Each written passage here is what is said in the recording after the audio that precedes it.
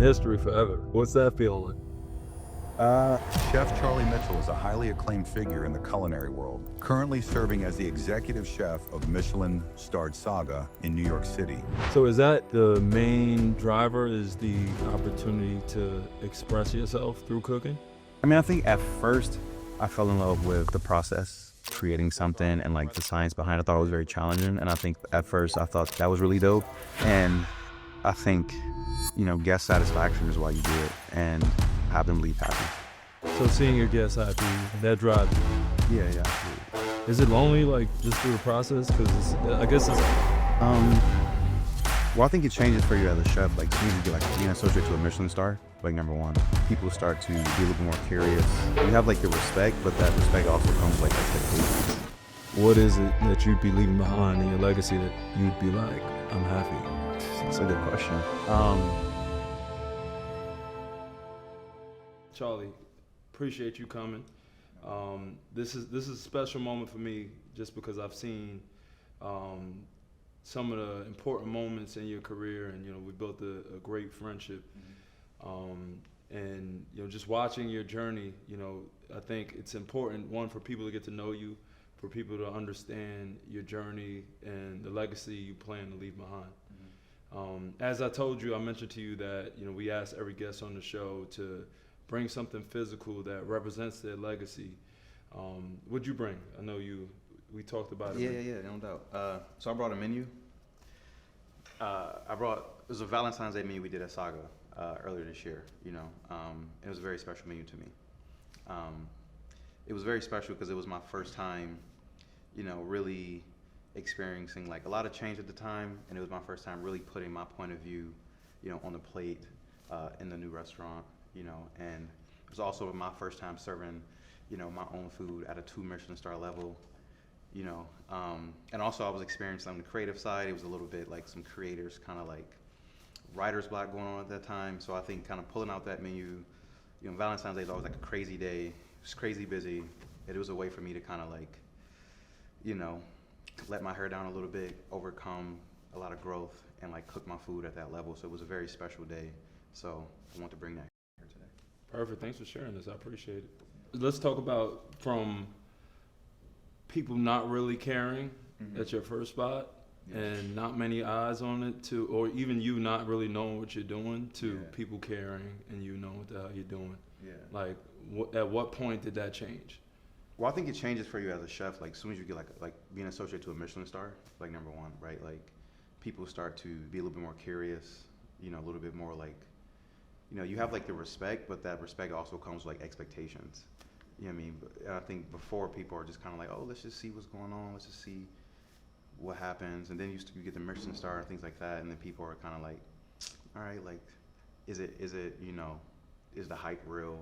You know what I mean? Expectations. So it changed that a lot. And so then cooking from that place now it's interesting. It's very new, as a chef. Got you. So, and the moment obviously your life changed when you got the star. Like, what did that feel like, and how'd you celebrate it? With a lot of champagne. That's how we celebrate. A lot of champagne. Yeah, always. How did I feel? I think more than anything, I felt very like just a sigh of relief. You know what I mean? Because like, when I set out on this cooking journey, like no one understood it. I didn't understand it. You know what I mean? Like, my family didn't understand it. I didn't know where it was going. I didn't know what success looked like, or if you'll be good or great at it. You know what I mean? So I think for me, it was more like a sense of relief. Like, okay, cool. Like, I did make the right decision to like dedicate like my life to this craft, and like this career is going to work out for me if I keep pushing at it. I think that was like the first feeling of like, all right, bet this shit's going to work out. You know what I mean? Then after that, you come back to work, and then you're like, everything has changed about the business now. Like, cooks are different, guests are different, price point is different, but that moment of relief was like the most important. So that wasn't your goal? Because it seems like you kind of got it, like you got into cooking, and you were trying to figure it out. Yeah. But did you have a goal to, let me get a Michelin star? Like, is that the MVP trophy for? Yeah, absolutely. So I set out, you know, once I learned about Michelin star in the world of, I set out to be, okay, I want to be a 3 Michelin star chef, right? But that's it's such a high goal. Like I didn't really map out like the moments in between, like 0 to 3 stars, right? So, and it wasn't necessarily the goal at the restaurant at the time. You know, we just wanted to have a good restaurant. Let's see what we can do. Like, we're kind of tucked into this like quiet neighborhood. And then once it happened, it was kind of like, oh, like, didn't expect this. You know what I mean? So it was a goal for me, I think, as a chef, but I didn't know what that first star was going to feel like. I definitely didn't expect it to have the splash it had, like, culturally or in the industry. But I was training to be a Michelin star chef, and you know, you're pursuing like, I just want to be great at what I do, but like you just have no idea like how it's going to happen and when it's going to happen. So I think that just like threw me off. You know, like 10 years ago, I would have assumed it would have happened totally different. You know. Well, history you made. That's not crazy to you. That feeling. Did you know I'm about to make history, or did you find No. out somebody had to tap you like, yo, bro? Yeah, I found out on Instagram the way everybody else did. I had no idea, honestly, and I guess that's probably me doing like poor research. You know, I definitely knew, you know, there was never a black chef to have 3 Michelin stars, so I think that's why it was like my goal. You know, especially here in the States. But to be the first one to get a Michelin star in New York City, I was like, I had no idea. That's like one of those like crazy stats that somebody digs up and you're just like, damn, is that true? You know? And then once I realized it was true, I was just so surprised, like everybody else was, you know? But, you know, looking back, like, it's special. You know what I mean? That's crazy. You're in history forever as the first. That's not like, what's that feeling like? I think at the beginning I was just like, whatever, don't nobody care. You know what I mean? And then once it kind of caught a little more traction, I think it's great. I embrace it. You know what I mean? I don't think it's something that'll last forever. You know, I think eventually like there's going to be more of us who get Michelin stars, especially like this kind of city. How? Because you're 1st, so that's gonna last forever. I mean, maybe. It just depends on like, you know, if people are like researching it or looking back or whatever, what happened, you know? But, you know, I think I'm looking forward to kind of like when it's more of us popping off in the Michelin scene, or whether it's James Beard or whatever, but seeing us kind of like, you know, in the forefront of, you know, cuisine and food. And you won that award as well. You mentioned James Beard. Did you? Yeah, that was last year, Best Chef in New York State. All right, so let's rewind because it's too conservative, too coy. Like, let's add some bass in this conversation because that's another big award. Like, what was that? Did you shoot towards that? Well, actually, so I was nominated the year before so we got the Michelin star, and then I was nominated for Emerging Chef for James Beard, and I was like, okay, cool, this is going to be awesome. And then I didn't win, you know. And so then, like, you know, honestly, I was a little hurt. I was like, dang, like how did I not win like the Emerging Chef? Like, we had the Michelin stars, New York City. I was like, how much more emerging can you possibly be? You know what I'm saying?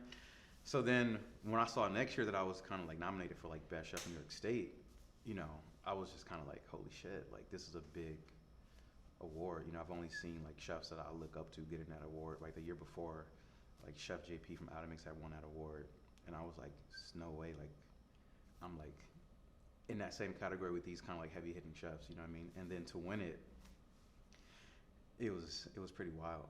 You know, for me, I think that one is like was really special. You know, especially James Beard, especially for us here in the States, it's like a big one. Growing up in Detroit, like James Beard was big. We didn't have Michelin, so like, you know, James Beard awarding chefs was like a big deal.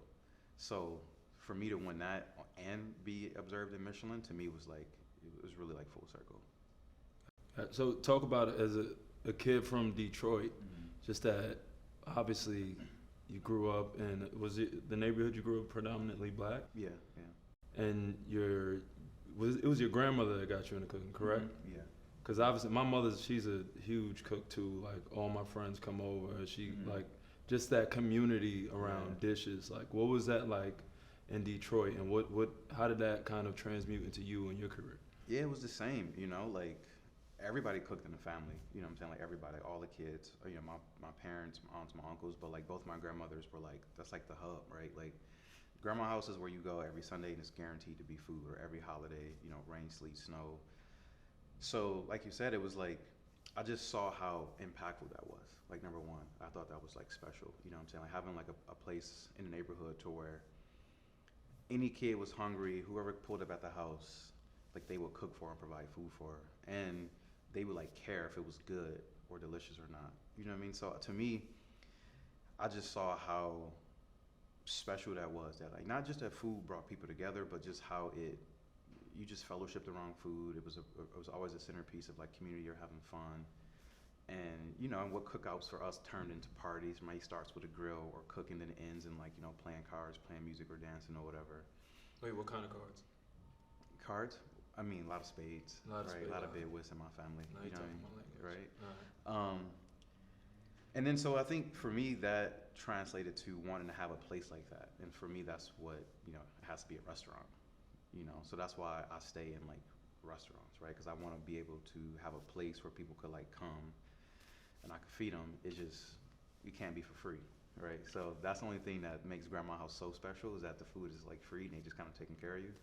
But to me, that's why restaurants are special. You know what I mean? Because you're just cooking for people, give them a place to gather, and they hopefully know it's gonna be fire, and they can feel comfortable. You know.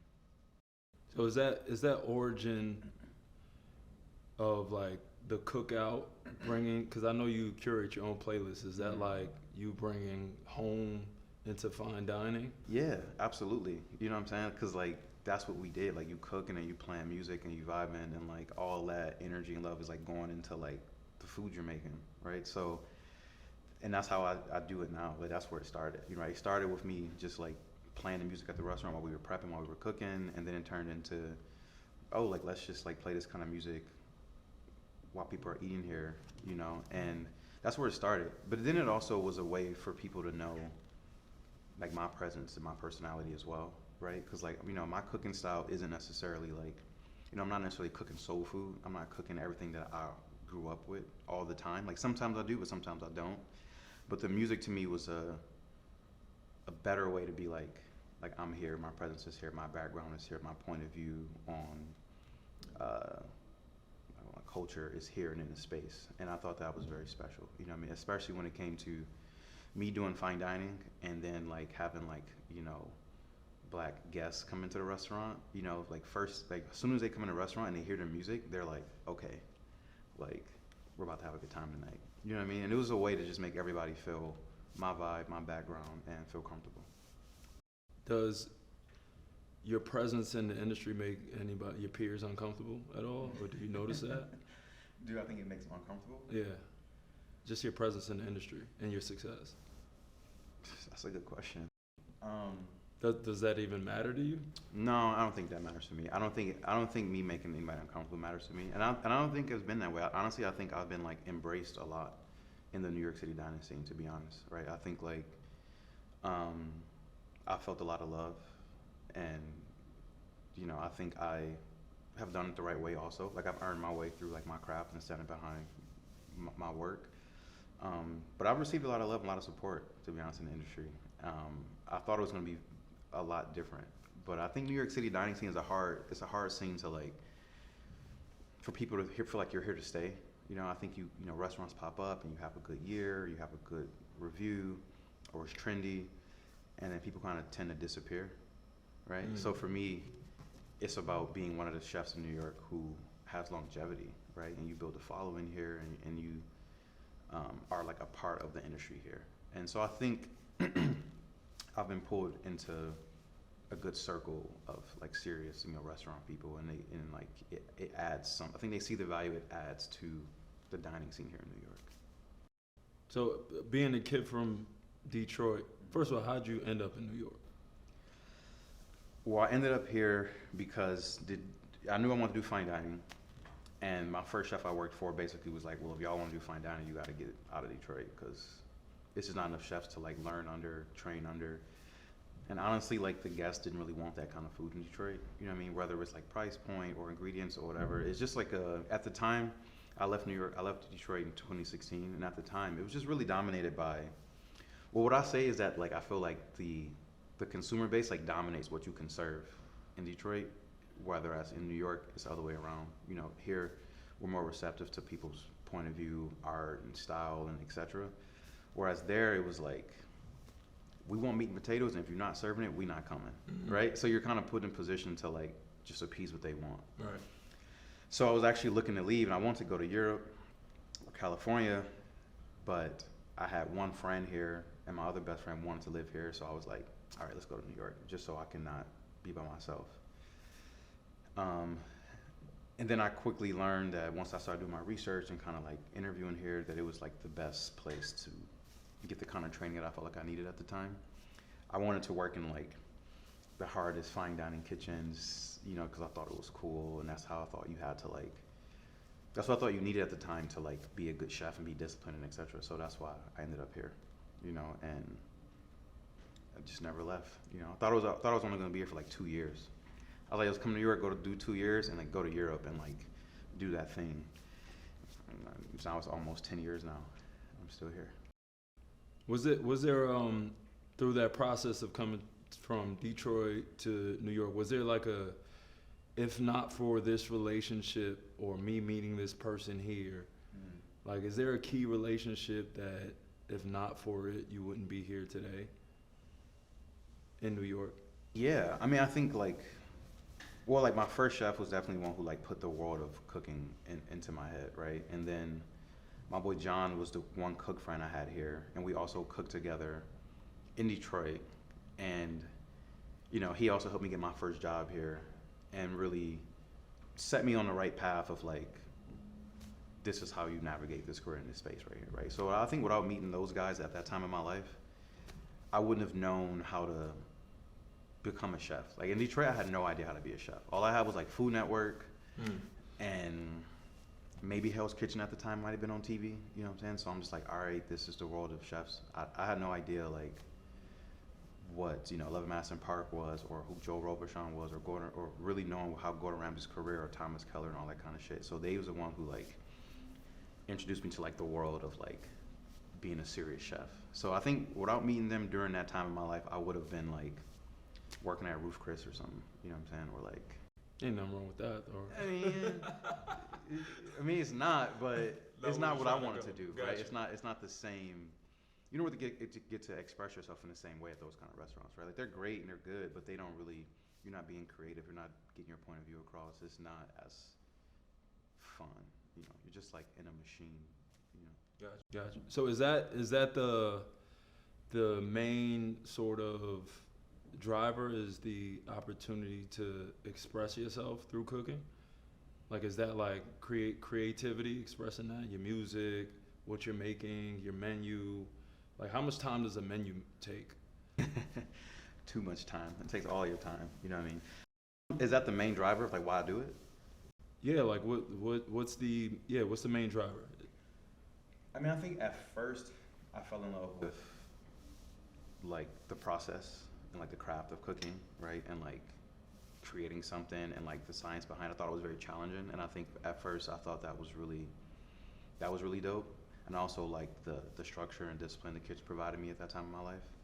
So I think I fell in love with that at first, just like this like very disciplined, structured place, and it was very like it's about the craft and like very dialed in.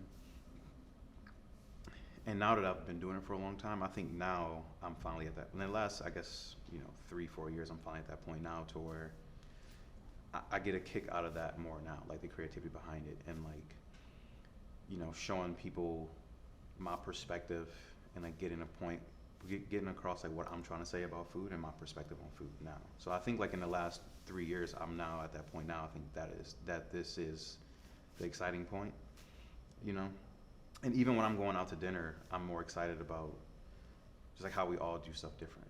You know what I mean? Pick the same ingredients but treated differently, and how different chefs think and execute food. I find it very like intriguing. You know what I mean? And I think guest satisfaction is why you do it, right? Happy guests, leaving happy. And fine dining is all about birthdays, celebrations, usually anniversaries, date nights, and you just want to like create a memory for people. Create an experience and, have them leave happy. So seeing your guests happy is kind of, that drives you? Yeah, absolutely. Gotcha. Is it lonely, like, just through the process? Because I guess would you say it's a individual sport, like being the main chef? That's a good one. I think like a chef's journey is kind of like individual, kind of a solo journey, but restaurants is like a team sport. You can't do it by yourself. You need a huge team of people in the kitchen, in the dining room, operations, to kind of like create this performative kind of like art thing and pull this thing off every day. So it's a little bit of both, right? So not to discredit your team, because obviously I'm sure like Serena, she has trainers, she has a coach, she has family, everybody's there during practice. But on game day, she's out on the court by herself and it's lonely. Right. Which is why you see tennis players crash out. You know, like, is it similar to that? Yes, it's similar in ways. Yeah, for sure. Yeah, absolutely. Because like, you absorb all the pressure, right? You're the one who has to perform, right? You're the one who has to push the vision, be creative, set the culture, build the culture, right? Like you get when you win the award, you get all the glory, but when you get, when the restaurant is slow or you're getting bad reviews or, your staff is quitting, like you're the only one who has to like answer for all of that stuff. You know what I mean? So I think like when it's great, but when it's bad, it's also lonely. You know what I mean? So, I think, for me, I've learned to just embrace it more than anything, right? And be okay with it. You know what I mean? I think early on, it was very new, reading people's opinion on the food or like, how much they hated or whatever. At first, you're kind of like, you feel a little, I don't know, very vulnerable. You take everything super personal. And then I've learned to just kind of be okay with it. Like if you're a music artist, not everybody loves every song. You just gotta keep it pushing. Do you think it's a part of it, like subjecting yourself to the feedback is still, like, is that part of it? Do you have to do that, or do you can opt, like, not to kind of read reviews or people? It has to be a part of it, right? Yeah, I think being a part of it helped me become a better chef for sure, right? I mean, I think you learn what to ignore, and I think you have to have some sort of filter, right? Like you have to believe in what you're doing and have belief in what you're doing. So it's not everyone's opinion is going to like waver like what you do. But honestly, I think that's what has continued to help me become a better chef, is that I pay a lot of attention to the guest, right? And I think like I've learned that, right? Like, cause I need to be a guest, so I know what guests want, and I pay attention to what guests say and their feedback all the time. Cause like, it may be 8 things that you throw away, but it may be 2 things that you can add to your restaurant, to your experience, or to your food, and it makes you better. Like if a dish, people are like, yo, chef, this dish is salty, it's salty, it's salty. And maybe I'm like, no, I think it's perfect. But I'm like, yo, I need to keep eating, keep trying. Like maybe it is salty, maybe something is throwing a dish off. And like if you just ignoring it all the time, you're just like holding yourself back from growing. You know what I mean? So for me, I think it's helped me become a better chef. I always pay attention. So what would you say, because in every industry there's separation, right? Like there's the guy at the end of the bench and the superstar on the team. Like what do you think separates those from the top of your industry? Is it work it? Like what is it? Well, that's a good question. You know what I mean? Like, what do you mean by the top though? Like, as like talent level or like success? All right, so let me put it this: I'm a huge sports guy, as you can tell, and you know that about me. So, if somebody's stepping on the court with Kobe Bryant, even though he's in the NBA, is going to be laughable, right? Like, how does like the main chef from Roost Chris, if he steps in your kitchen, I'm sure it'll be it'll be laughable to you. But like, how do you separate yourself relatively? Yeah, I mean, I think it's the same. I think it's like just in sports, right? It's work ethic a lot of the times, right? I think it's work ethic, right? Some people take it serious than others. I think some people have more discipline and they want to pursue excellence, right? Like your Serenas, your Kobe Bryants, your LeBrons, your Steph Currys. You practice just how you play, and that work ethic is what gets you there. And then I also think that mixed with some people have a special talent, and if you can find what is your special thing, your special talent, and I don't know, for lack of a better words, kind of like exploit that, I think that will yield that great success, right? Like some people are just like special, and in sports that's just what it is, right? Like Steph Curry is just like, it's just special. Like I don't care how much you practice, you're not gonna do that. You know what I mean? And right. I think that's a little bit in every industry, right? Like something about you, this thing is making you a special person, and that's why people gravitate towards whatever that is. You know, I think you find that in cooking too. Like some chefs are trained for 30 years and they never really crack the code on they never develop their own point of view and find that thing that they can express to people. And some do it in like 5 years and they just like have this like special point of view thing to say, and it just really, you know, hits home with people. Right. So I know your goal is 3 stars, right? Yes. That's your goal. You got 1. So what is 5? Let's call it 10 years. Like what does that look like for you? Like where do you see Charlie the chef In 10 years? 10 years? Or do you even consider yourself a chef, or do you consider yourself a creator? No, I consider myself a chef. Okay. For sure. I mean, I think in 10 years it's hard to say. You know, I think like I used to put a lot of pressure on, you know, where I would be at. You know, we're all like, you know, you grow up in this country and you're like, when I'm 25, I'm gonna have $1 million and 3 kids and like a brownstone, right? And then you wake up 25 like none of that shit, and it's like, all right, like let's reset, right? And then I used to always say I want to have 3 Michelin stars by 40, and then I'm gonna retire, right? So that was the original plan, right? And now I sit here and I'm 32 and I'm running a kitchen that has 2 Michelin stars. So let's say we get the 3rd one in 2 years, and I look up and I'm 34 with these 3 Michelin stars. And like the whole plan is kind of wonky now because I thought I was going to, what happens if I was 40 and I would retire. So I think now I'm just kind of like slowing down a bit and just kind of focusing on what's in front of me. And if we can obtain it, you know, in the time allotted, then you just see what that will bring. And I think that's kind of how I am approaching it, you know. But I would like to, the wants have changed along the way now. You know, I used to only want like one special small restaurant, and I think now that I've experienced so much in our industry, I think I want to take it, you know, to probably something larger. So I think that'll be what I'm working on in 10 years probably. What does that look like? Something that I could pass down. You know what I mean? I think like I think chefs, you give a lot of your life to the craft and to the industry, and you give it to, you know, sharing it with people. And for me, you know, having something that like I can be really proud of, my family can be really proud of, and I can pass on to my family, you know, whether that's 1 restaurant, you know, 2 or 5 or 10 if life takes it that way. But I think that's something that's going to be special to me, right? Like my grandkids being able to say like my grandfather did this, started this for us, and it's still around or still in the family, or they can show people, is what I look to have now, you know, because I think it's like definitely changed from the moment I started.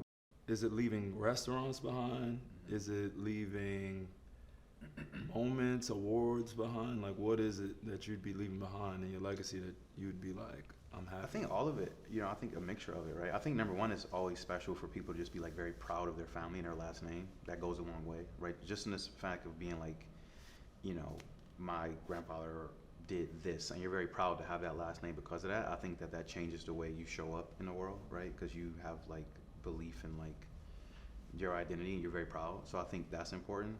And then, yeah, something also physical, right? Like restaurants or a brand or some sort of, you know, wealth to be passed down, I think is important to have, you know. And I think that, you know, growing up in Detroit, I didn't grow up in a family, you know, like that. We didn't really have that thing. And I think it's important, I feel like in my position now in my family, that it's important for me to be the one who actually focuses and creates that for us, you know what I mean? And give us something to pass down, you know, work inside of, you know, or maybe it's just a stepping stone, right? Maybe you have this restaurant and like that's where all, you know, some of the nieces and nephews kind of work in the restaurant and then they go off in college and do this kind of thing. I think that's okay too, right? But I think, for me, I think that's special to have in a family. You know, I've always wanted something like that, so I'm gonna create it. Do you think, is that a lot of weight to hold on your shoulders for the whole last name? And are you fine with it? Like, where you stand with that? I mean, I think it can be, you know what I mean? But I think like you have the choice to embrace it. I don't shy away from it, right? I'm the oldest boy of a single mom. I'm the oldest boy, and I embrace it personally. You know what I mean? But they're also my support system, and they help. You know, it's not. I think that part of it isn't lonely, right? I think I go through that like with them. Like that's something that like me, my mom, my brothers, like we openly like talk about, like creating this thing, doing it together. So I think it's not like pressure. To me, it's more like a game. You know what I mean? It's more like, all right, like I'm trying to crack this code and do this thing, create this thing for us. I don't let it stress me out.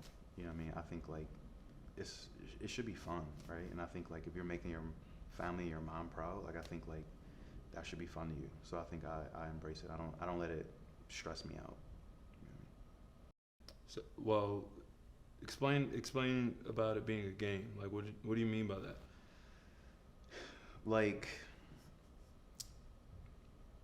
you know, well, I mean, you know, like you work in business yourself, right? So I think like navigating that is like, it's like a game to me, right? Okay, you got to this next level, right? Okay, I got here, you know, you become executive chef, boom, maybe get a Michelin-starred, like, okay, cool, now you level up, now you're running this kind of business, you're leading this kind of team, and kind of like attacking the thing, like creating a plan and like kind of attacking it with checkpoints and milestones and goals. I think you just kind of operate it like a game to me, right? Like, all right, what's next on our list? What does the family need? We're here. All right, cool. We're focused on getting this now. What is that? Is it another business? Is it a home in the family? You know, is it, you know, worrying about where my little brother goes and plays baseball at in high school because he's getting to that age now, right? It's like, all right, what are these things that we can, you know, create a plan for and like knock them down, like nice, like actual goals, you know? And I think like, to me, it helps it not be so stressful. I think when you're sitting around kind of like, oh, how do I make all this stuff happen without creating a plan and like milestones and checkpoints, I think that's when the overthinking and like the stress kind of gets to you. I think if you like create a plan, you just gotta think through it, you know, and you can kind of treat it like Monopoly, like a video game or something like that, you know?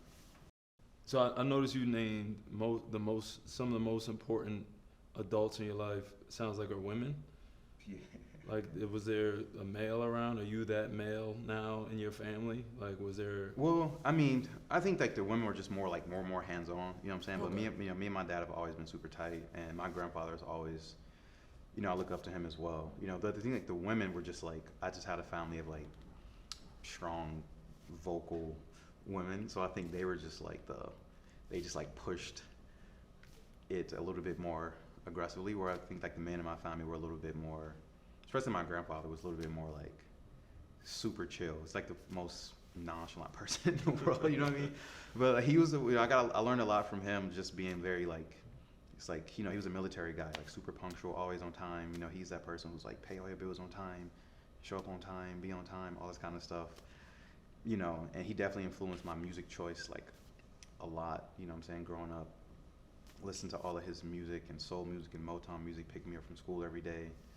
You know, even my dad was like the one, I would say he was more like my like, I don't know, like cultural leader, you know what I'm saying? Because he was like the cool dad, you know what I mean? Mm-hmm. So I got a lot of that from him. Like that created my like, I don't know, like black boy identity a little bit, you know what I mean? Got that like from like my dad, you know what I mean? But like the women were like the ones who like, you know, they like nurture you and they like take your ass to school and don't mess up. And you're like, okay, yes ma'am. You know what I mean? So it was a little bit of a combination. Because you mentioned you sought out structure and discipline in the kitchen. Was that because of your background, like military grandfather, black women? Detroit was crazy, you know what I'm saying? Not like crazy. I mean, you know, it was just like an environment where, like, I tried college for a year, right? So, you know, my mom wanted me to go to college, and you know, my mom was the first person in our family to graduate college. So for her, she's like, well, my son, you have to graduate college because that's what we're doing, right? So I'm like, all right, sure, I'll go to college. Wasn't really mature enough to really take the education seriously enough at that time. And then come back home, and then you kind of get caught up in just running around, having fun, partying, where you should probably, I don't know, be in college or join the workforce, whatever. So for me, it was just something that I really recognized, okay, if I don't get some sort of like structure in my life, that I could end up getting into stuff I have no business getting into, or just doing nothing, right? You could just end up just not doing anything, right? So I just recognized that very quick, that I was like, I don't want to get caught up in doing nothing. And also like my mom wasn't having that anyways, right? So you also are kind of like, I need to shut her up a little bit. You know what I mean? Like, I need to get her off my back and like figure out something, right? So I think I just recognized that very quick where I was like, yo, if you don't get some sort of structure or discipline, you don't know, your life could just like take a turn for the worse, or you could just end up sitting around for the next 3 years, you know what I mean, and let life kind of pass you by, right? So I didn't want that to happen. So you found that in the kitchen. Yeah, yeah. So it sounds like you're just the series of the conversation or the theme is like, and it's crazy because the name of the show is Fueled by Legacy. Like your mission is you're leaving a legacy behind, and it's influenced by your background, your moments in Detroit, the music that the cookout, what your plans for having 3 stars. Like, what does legacy mean to you? Like, what does it mean to you? What does it mean to me? I mean, I think number one, I think, you only get one life to live. And I think like we all kind of want something to kind of show for it, right? You want to create memories and moments and have something to look back on when you're hopefully 80 years, you can look back and be like, feel like you didn't like waste your time. You know what I mean? So I think that's important to me. And then I think again, like I said before, I think having something that the family is proud of, right? I think that's what I look at legacy as, like more than anything. It's not just about money. If you can set them up and create generational wealth, like that's great. But even sometimes that generational wealth may come from like a bad place in some families, right? Where they don't want to talk about where the money came from, where it has like a dark history. Like we know that stuff is out there. So for me, it's important that it's a mixture of both, right? It's something you can pass down, but it's also something that like the people in your family and community feel proud of. And I think that really changes the way that they see themselves, and is very powerful. You know what I mean? So I think that's what I focus on more than anything, you know? Let's just, if you can put yourself in from the perspective of, let's say, your grandchild, and you're just a fly on the wall, like how do they tell your story? Like in a way that you would be proud of. Oh, it's really simple. Just that I like change the trajectory of like my family, right? Like it's pretty simple. You know what I mean? Like if you can, change that. I want to hear you tell the story. Like, I mean, like again, like I'm from Detroit, where you grew up in an area where the education is not great, right? The access is not great. You just kind of see the world very small, right? You don't even realize like how many different careers or things are out there, right, for you and what you can be. You know what I mean? I think you see, I'm sure you know firsthand, like a lot of kids think like if they don't make it to the NBA, there's no career in basketball. And that's just like not true, right? It's like, all right, if you don't make it to the NBA, there's still so many different other careers you can have within sports and be around it or whatever, right? But like growing up, how I found growing up there, it was just like, that's the option. And like you don't really understand that the world is so much bigger than that, and there's like so many different things that you can do. You know what I mean? So I think for me, that's what changing the trajectory kind of looks like, is like making sure that my brothers and our children and all that kind of stuff can like see the world for what it is and see it's way more options out there, and that like you can literally be whatever you want to be.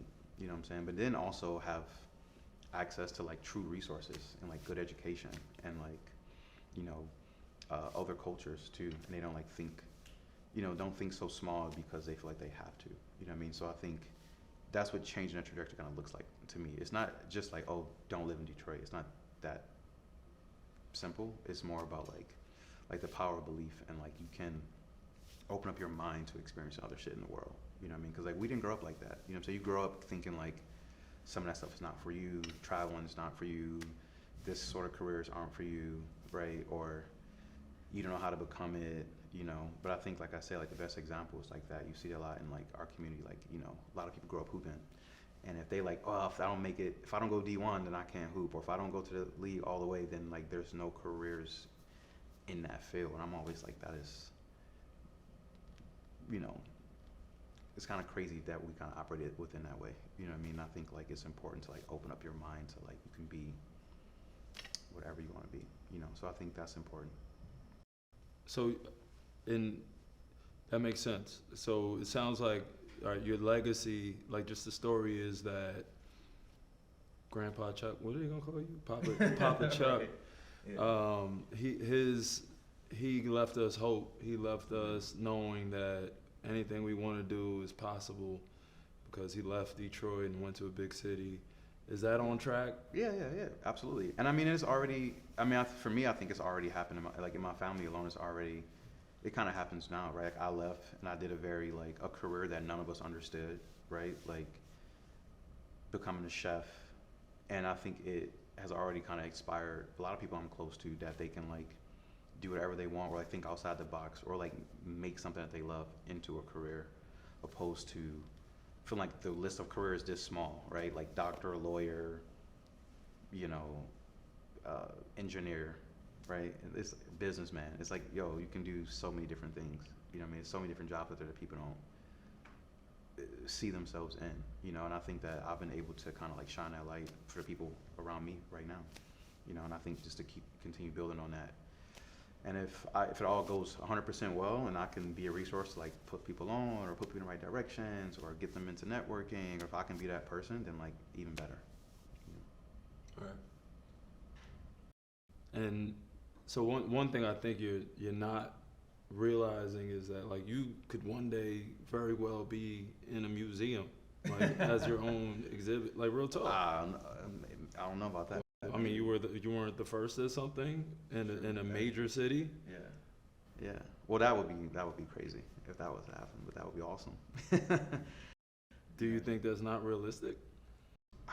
I'm not sure. I think sometimes like when you're in the middle of it, you're not really thinking about that kind of stuff, right? I think I'm still, in like worker mode, still building, and that's something I've also had to get better at. It's like celebrating the wins along the way.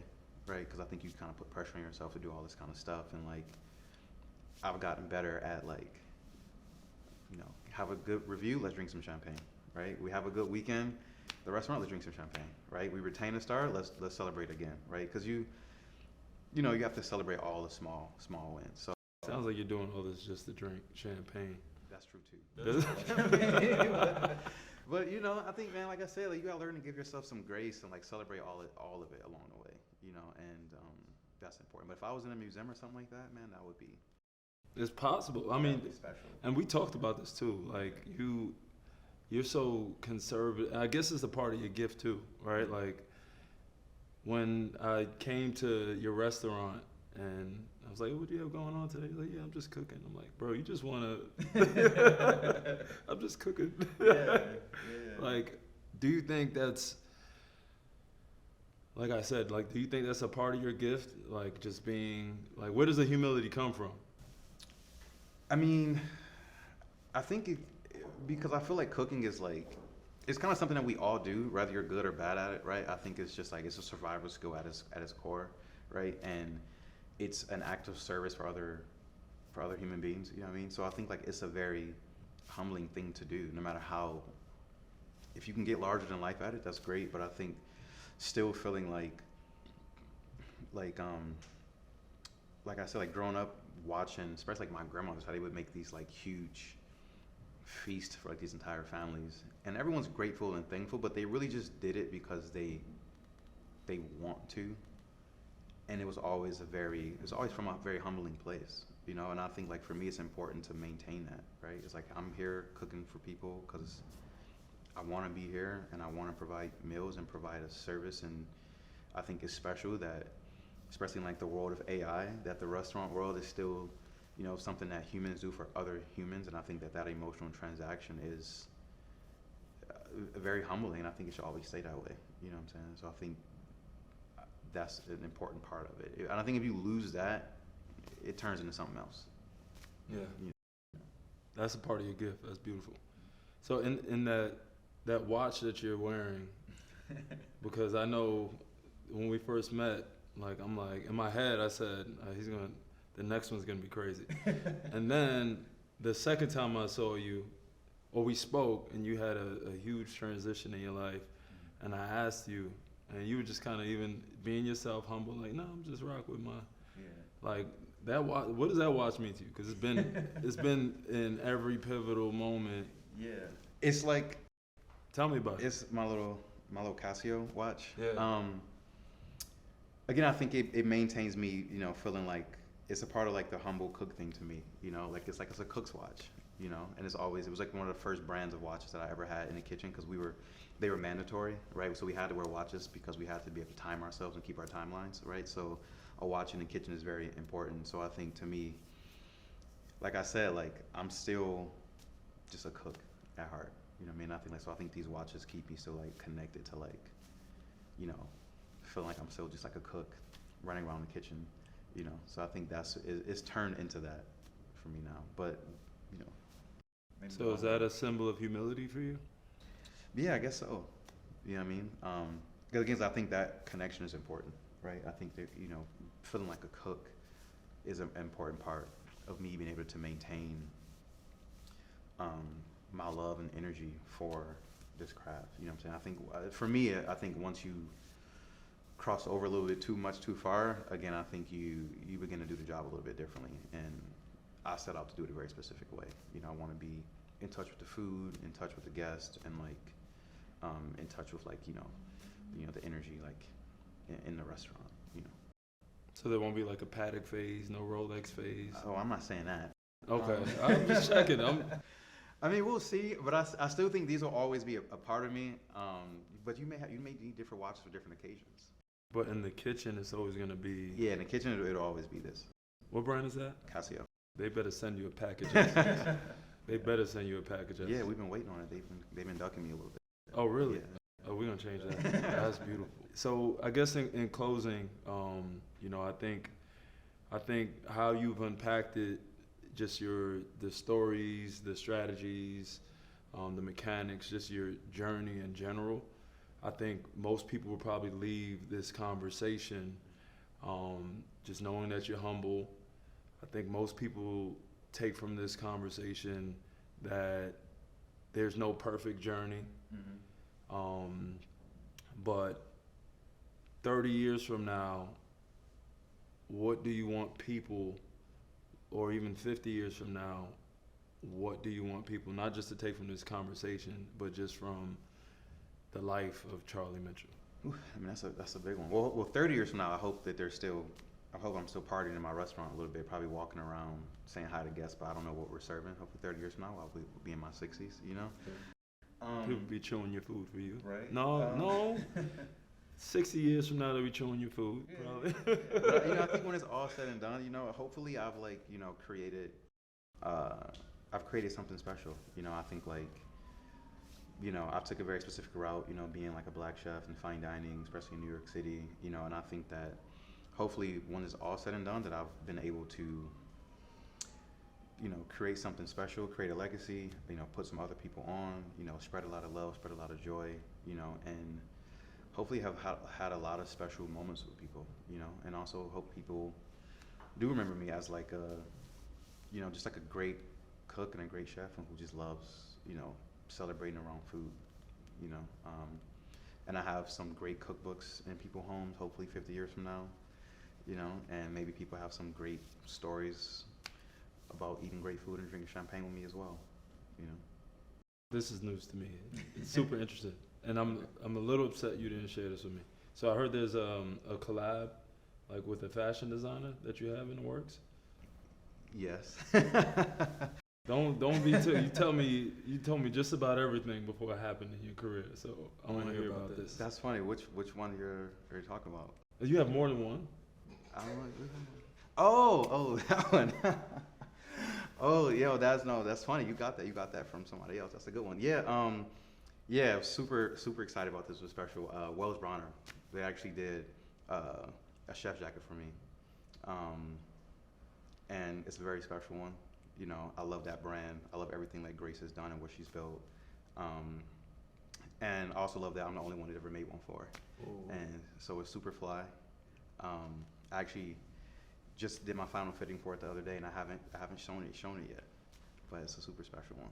We're gonna need that picture for this episode. Oh yeah? Yeah. We're working on it. Right. But why is that special to you though? Like, is that something that you kind of want to transition to, like because we talked about it before, like you're a creative chef, like is that something? I used to be, I mean, obviously growing up in Detroit, like fashion is just like, I mean, you grow up, you know, you're growing up black in general, like music, art, fashion is like us, right? So, you know, music was one of my first loves. along with food and also along with fashion, right? So I think there was a part when I was younger where I thought, me and my friend were gonna do like working on like a t-shirt line at the time, and I thought I was kind of into it. Then I realized where I'm like, I'm never gonna learn how to sew, and for me, again, like cooking is like, I'm very about the craft. So to me, I'm like, well, if you can't like make clothes and you can't sew and shit, I'm like, it's not for me, that's for somebody else. I'll be into it, but like, this is my craft, right? So I've always been very connected to, fashion or like fly shit in general. So I think it's just important now that like my career is kind of like adjacent to that in some ways, seeing how the fashion world kind of pulls in chefs and even like art and music. How much influence did you have on the design? All of it. Yeah. Wow. Yeah. Because it was like, well, they obviously put their own flair on it, because like, even as somebody who's also creative, like when you ask somebody to create something for you, you don't want to give them like too many parameters. You want to see what they're gonna kind of come back with, right? So I was very specific about like the fit and all that kind of stuff, like how I like to rock chef jackets, and they kind of came back with like their initial kind of like design, and I was just kind of like tone it down a little bit for me, you know what I mean? Because I'm a little chill in some ways. But I definitely let them put their own spin on it, and they crush it. They put some nice details in the collar that they did, the stitch work is fire. Your exhibit's gonna be crazy in the museum. The chef's jacket, the Casio watch. Yeah. What else is gonna be in that exhibit? Well, hopefully some shoes. Some shoes? That we need like, the cool chef shoe. Nobody's done that one yet. You know what I mean? What about the knife line? Or the Knife tools? lines, will be fire too, But Tell- I think well, I think let's- the shoe would be more fly. Let's talk about the exhibit in the museum. Like, what's in that? Yeah, I think it's the jacket, the watch, and then we got to figure out the shoe. You know what I mean? Then maybe like apron. I think the apron game in the industry now is kind of whack. We need like somebody to redo like some custom aprons, some nice long ones. You know what I mean? Like we just need to make it, more fly overall. What song is playing in the exhibit? Song? One. Probably Marvin Gaye, Motor City Blues. I think that does it. That checks all the boxes. Are you familiar with the show The Bear? Yes and no. I've never actually watched it, but I'm familiar with what it is. Like how real is a show like that? Like, is that like really how the kitchen is? And From what I understand, it's very real. I mean, I think The Bear's done a great job with like working with a lot of people in the industry, a lot of chefs and restaurant people, that they do a lot of research on like creating that show. yeah. From what I understand, it's very real. All the parts of it, but the industry has changed a lot. But definitely the industry like I came up in was very crazy. Like, do you have people yelling "Yes, chef"? Like, Of course. yeah. Yeah. Does that get you going? I don't know if it gets me going, but it's like a part of it. Like I kind of fell in love with that like classic like French Brigade kind of Like, do you do shit just to hear it? I won't say just to hear it, but it's like a part of how we talk to each other. That's just like the rules of our kitchen. I would just be doing shit just to hear "Yes, Just to chef." hear it. I mean, I definitely earlier in my career, definitely. You would just be Yeah. You start off like hand me that napkin. Yes. exactly. You start off very like aggressive as a young sous chef. You want them to call it back. You want them to say it louder. You want that intensity. You're just like a kid from Detroit. Like, you probably got your friends on speakerphone to watch this. Listen. Yeah, it's funny you said that too, because that's something that my family really freaked out about. Like they're like, yo, your kitchen, because they wear like those tall chef hats and those jackets. I'm like, yeah, like I run that kind of kitchen. They say like, we chef to you, and I'm like, yeah, like that's how the kitchen works, right? And they're just like, oh wow, that's crazy. So sometimes it can be a little shocking, because I think sometimes people may think I run the kitchen a little bit more like super laid back. It's laid back, but it's definitely very like, yeah, chefy for sure. I love that for you, bro. Yeah. Wow. Next time I go in there, can I see that? Yeah, absolutely. All right. Cool. Because I always try to get the cousin treatment every time I hit. That's why I hit you up. I'm like, I'm coming. Yeah. Because when I get to the door, I'm like, yo, call Charlie. Yeah. Like that's my bro. Call him. And the chef's legacy, is it a success story if you have people who leave your kitchen and find their own success? Absolutely. Like, is that important to? It's super important, and that's how I approach you know, my leadership style, right? It's not always, like, sure, you want to, you know, you catch more bees with honey, and you need to build a culture and create a vision where people move as one. But I'm more focused on your success after you leave me more than like if you like me today, right? Because I think it's important that, you know, we provide you with the foundation to be successful when you move on. And I think that's a sign of a great chef or any great leader is like, I worked with this person for this company for 4 or 5 years, whatever, and then I went on to continue doing great things because of this experience. So I think that's super important to me, that like my cooks or my sous chefs go off to do great things. I think that's a big telling of a chef's impact, to be honest. My God, appreciate it.